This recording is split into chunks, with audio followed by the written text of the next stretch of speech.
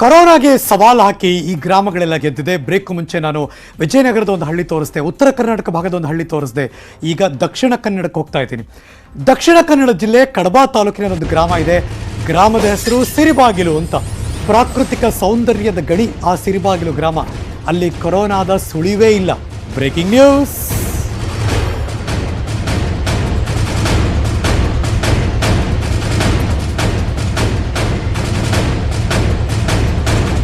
ಈ ಊರಿನ ಹೆಸರೇ ತುಂಬ ಚೆನ್ನಾಗಿದೆ, ಸಿರಿಬಾಗಿಲು ಅಂತ.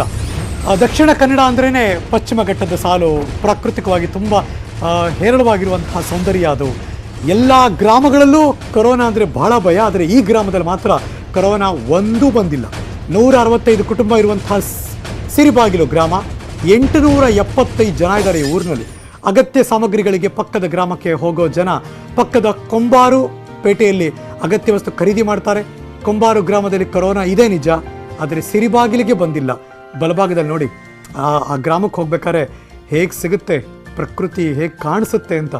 ಒಂಥರ ನಾವು ಯಾವುದೋ ಬೇರೆ ಸ್ವರ್ಗದಲ್ಲಿದ್ದೀವಿ ಅನ್ನಿಸೋ ಥರ.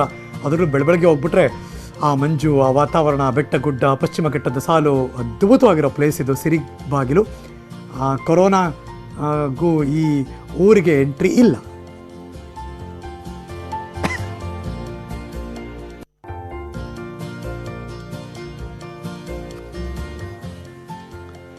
ನಮ್ಮ ಜೊತೆ PDO ಕೊಂಬಾರು ಗ್ರಾಮ ಪಂಚಾಯಿತಿಯ PDO ರಾಘವೇಂದ್ರ ಅವರು ದೂರವಾಣಿ ಸಂಪರ್ಕದಲ್ಲಿದ್ದಾರೆ.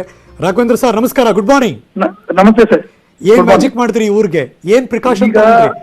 ಅಲ್ಲಿ 165 ಫ್ಯಾಮಿಲೀಸ್ ಇದೆ. ಹೌದು, 822 ಮೆಂಬರ್ಸ್ ಇದ್ದಾರೆ ಆಲ್ಮೋಸ್ಟ್. ಓಕೆ.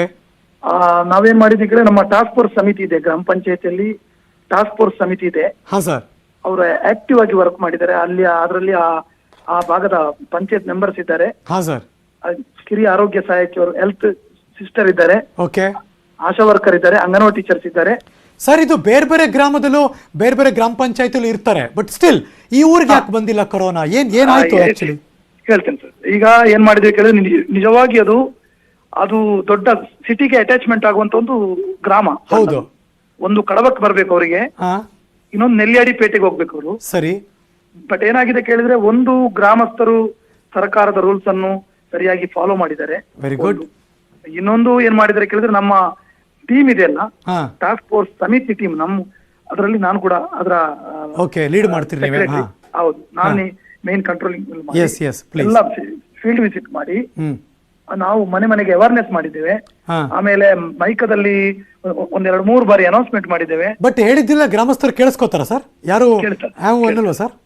ಯಾಕೆಂತ ಕೇಳಿದ್ರೆ, ಜನರು ಲಾಸ್ಟ್ ಟೈಮ್ ನಿಮ್ಮ ಕೊರೋನಾದಲ್ಲಿ ಸಿರಿಬಾಗಿಲಲ್ಲಿ ಒಂದು ಪ್ರಥಮವಾಗಿ ನಮ್ಗೆ ಕೊಂಬಾರಿಂದ ಮೊದಲು ಸಿರಿಬಾಗಿಲಲ್ಲಿ ನಮ್ಗೆ ಕೇಸಸ್ಗಳು ಕಾಣ್ತಾ ಇದ್ವು. ಒಂದು 10 ಕೇಸಸ್ ಇತ್ತು ಲಾಸ್ಟ್ ಇಯರ್ ಅಲ್ಲಿ, ಫಸ್ಟ್ ಅಲೆಯಲ್ಲಿ.